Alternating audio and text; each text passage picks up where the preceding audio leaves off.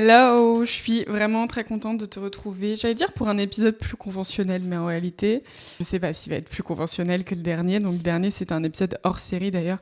Merci infiniment pour tous les retours que j'ai reçus parce que je l'ai fait sans que ce soit très confortable, on va se le dire. Mais j'ai reçu tellement de témoignages de je me reconnais, de you did it, tu l'as fait, que vraiment ça m'encourage. Donc il y en aura d'autres, des hors série.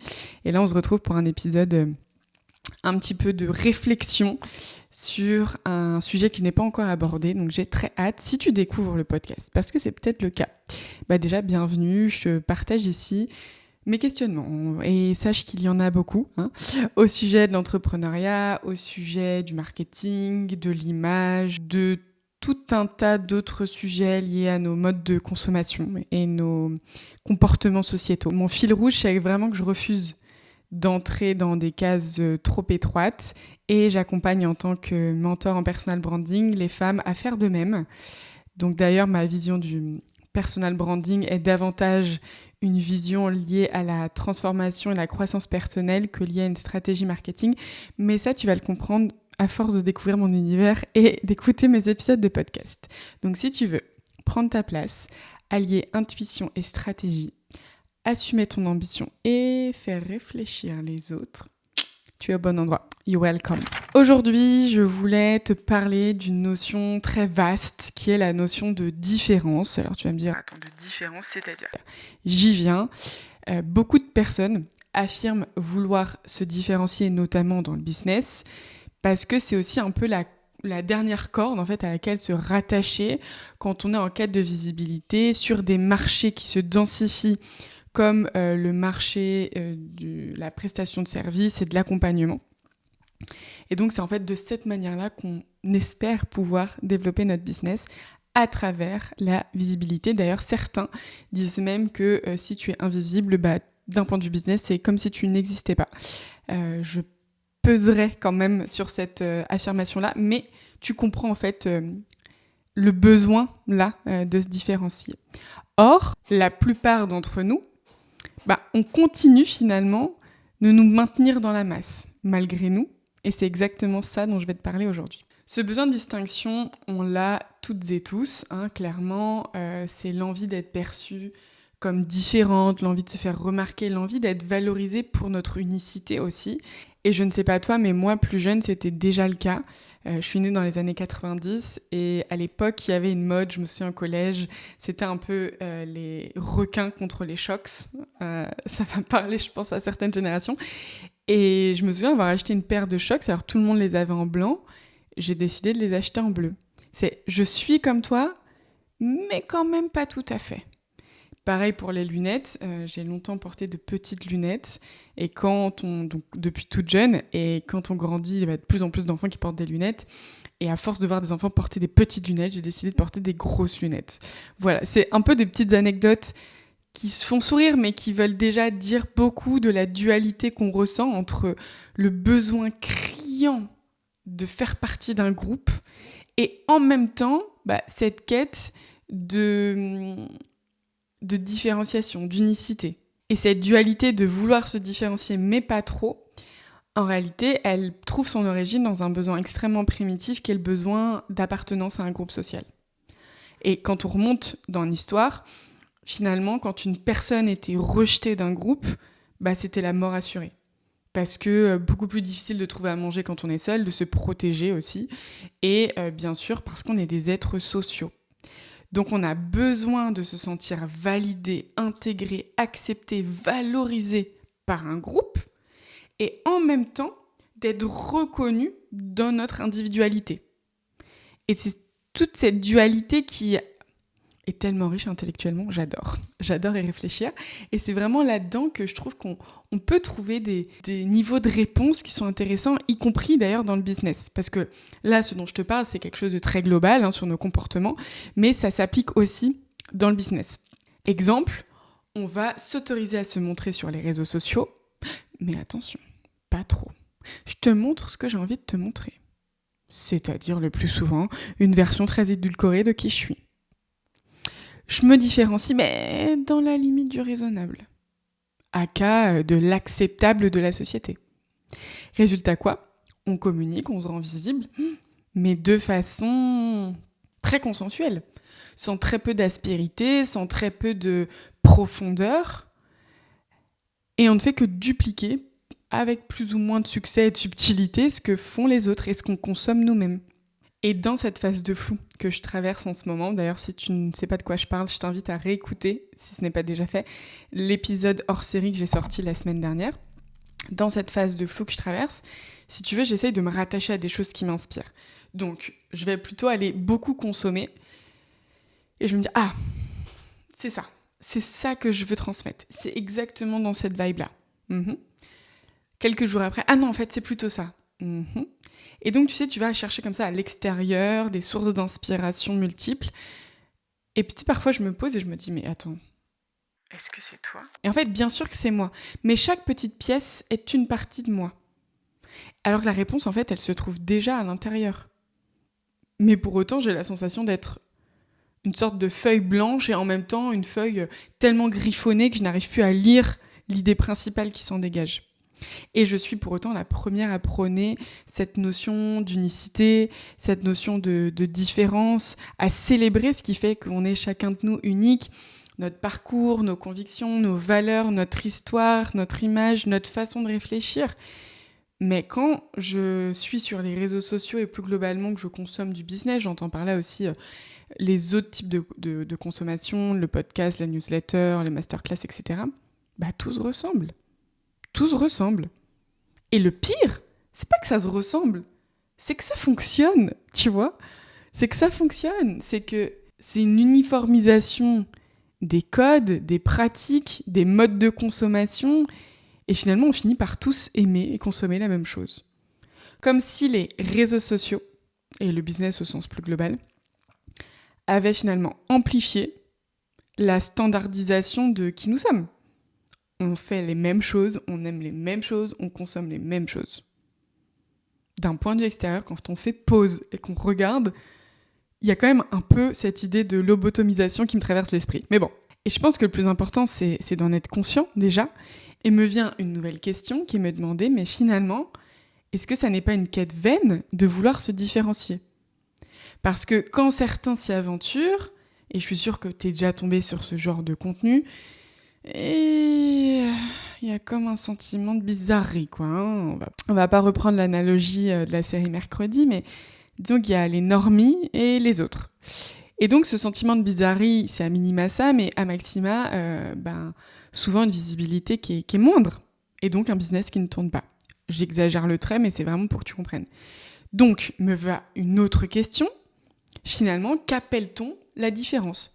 Parce que peut-être que pour toi, je suis déjà extrêmement différente des gens que tu as l'habitude de côtoyer, je ne sais pas moi, par mon style, par mon parcours scientifique, par mes goûts assez éclectiques, dans mes passions. J'aime autant la musculation que la poésie, que le dessin, que la mode, bref. Peut-être que pour d'autres, je vais être extrêmement banale, extrêmement normale. Et l'idée même de la différence, finalement, c'est extrêmement subjectif. Être original, oui, d'accord. Auprès de quoi ? Comparé à quel référentiel ? Et finalement, être différent, seul comme ça, si je dis juste « je suis différente », point, ça ne veut rien dire. C'est « je suis différente vis-à-vis de qui, vis-à-vis de quoi, en comparaison avec quoi ». Donc c'est pour ça, c'est mettre de la distance aussi avec cette notion de différence. Il y a quelques jours, je lisais la newsletter de Pauline Alessandra. D'ailleurs, je t'invite à t'y inscrire. Elle ne me connaît pas, elle ne sait pas que je dis ça, mais c'est pas grave. Je t'invite à vraiment t'y inscrire. C'est une des rares newsletters où justement je me sens nourrie intellectuellement. Et elle parlait justement d'un sujet qui est très proche de celui-là.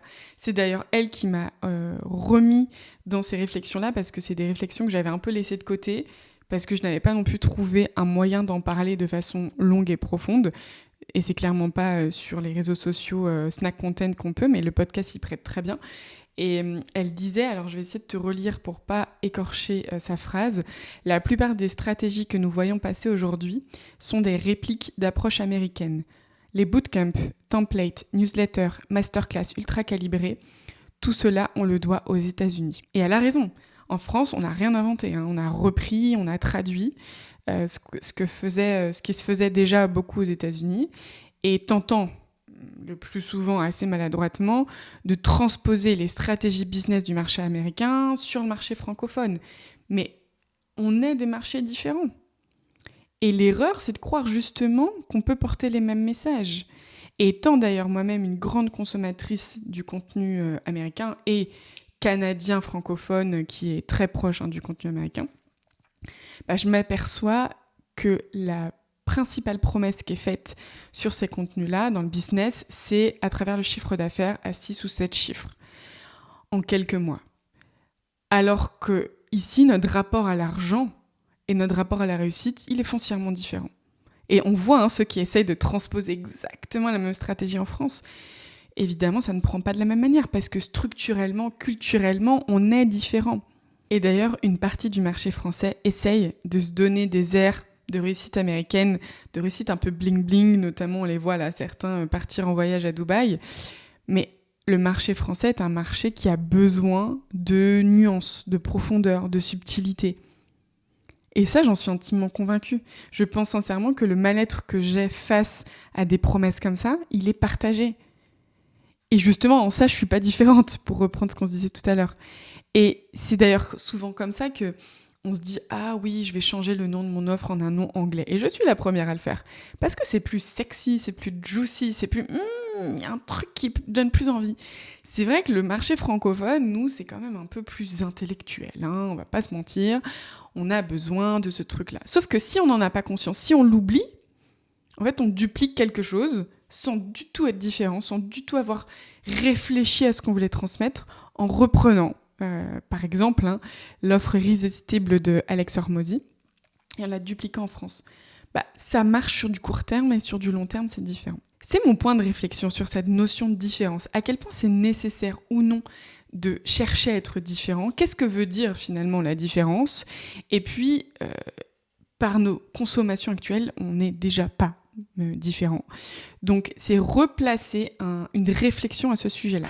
Et si tu m'écoutes et que peut-être que tu te reconnais dans tous ces questionnements-là, alors peut-être que non, et auquel cas, si c'est pas le cas, c'est pas grave, je te mets une graine et puis elle pousse ou elle pousse pas, mais peut-être que toi aussi tu cherches ta place dans ce marché où tu as la sensation d'être à la frontière entre être qui tu es, mais prendre le risque d'être moins successful, et faire les recettes qui fonctionnent déjà, quitte à te travestir un peu et être successful. On est bien d'accord que là encore, je manque de nuances, mais c'est juste pour que tu comprennes un peu la dualité qui se forme quand on se lance dans le business. Alors, j'ai pas de réponse toute faite à te donner puisque je suis moi-même encore en cours d'expérimentation. Par contre, j'ai des points de réflexion que j'aimerais te partager. Je pense qu'on se trompe d'objectif dans l'idée de faire un focus sur la différenciation. Pourquoi ? Parce que c'est tellement subjectif qu'en réalité, tu seras différente pour quelqu'un et très fade pour quelqu'un d'autre. Là où il est important de mettre son énergie, et je m'en rends compte aussi avec les clientes que j'accompagne, c'est dans ta capacité à t'incarner. En fait, ta différence, elle existe déjà en toi. Elle n'est peut-être pas flagrante, mais elle est intérieure. J'ai tenté aussi de nombreuses fois de chercher la différence à l'extérieur, de la matérialiser d'une manière à ce qu'on se dise « Ah, Charlène, elle fait pas comme tout le monde !» Sauf qu'en réalité, si ça ne me ressemble pas, ça ne marche pas. Et donc, je ne faisais pas comme tout le monde peut-être, mais finalement, je ne faisais que copier une autre personne que j'avais vue faire comme ça, qui n'était pas comme tout le monde, et qu'en réalité, elle-même peut-être copiait quelqu'un d'autre. Alors que finalement, ta différence, elle demande juste à être embrassée, assumée, incarnée, quoi. Tu vois, là, quand je m'exprime avec mes mains, que je fais des petites variations de rythme, je parle comme ça dans la vraie vie. Mais je ne me suis pas autorisée, je suis sûre que déjà il y a une différence entre cet épisode-là et le premier épisode, je ne me suis pas autorisée à le montrer tout de suite. Et sans m'en apercevoir, j'avais pas la sensation quand je me suis installée sur ma chaise de mettre un masque. Ça se fait dès lors que ton cerveau imagine que ça peut être un danger, hop, c'est comme pour te protéger, il t'uniformise dans ta manière de faire. Et c'est impressionnant quand tu prends du recul et que tu te vois et tu te dis « Oh, ah oui, non, c'est pas moi en fait ». Quand tu te re-regardes, ou quand tu te relis, peu importe. Donc la vraie différence, elle n'est pas dans les stratégies que tu vas choisir ou dans les codes que tu vas adopter. Je suis intimement convaincue que cette différence, elle est déjà en toi et qu'elle peut s'exprimer. Et que le seul moyen de l'exprimer de façon pérenne, c'est de l'incarner. Et c'est de faire de qui tu es un concept à lui tout seul. Ça y est, en fait. Le monde est prêt.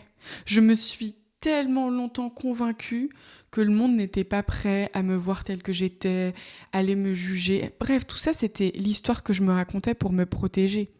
Et j'en ai eu besoin. Maintenant, j'ai la sensation d'être tellement au clair avec qui je suis que je suis plus dans cette quête de montrer, de prouver, de... Alors, je sais, ce que je vais te dire, ça va aller à contre-courant de ce que beaucoup de marketeurs vont te dire, mais accepte de ne pas être marketable. Juste accepte de ne pas être marketable et d'être toi, en fait, d'être vrai. De ne pas avoir un truc trop codifié, tu comprends, je vais perdre les gens parce qu'en fait, si je leur parle de ça, ça va pas résonner avec ça, et puis en fait... Stop. Sois toi. L'avenir de la personal brand, pour moi, et quand tu regardes tous ceux qui ont réussi dans le business, c'est ceux qui ont réussi à faire de qui ils sont, dans leurs contradictions, dans leurs paradoxes, dans leurs sombres côtés, en tout cas leurs ombres qu'ils aimeraient moins montrer. C'est comme ça qu'ils ont réussi à fédérer autour d'eux. Et pas en suivant une stratégie avec quelque chose de très rigoureux, de très strict. Pourquoi ? Parce que quand tu fais ça, finalement, tu t'enfermes à nouveau.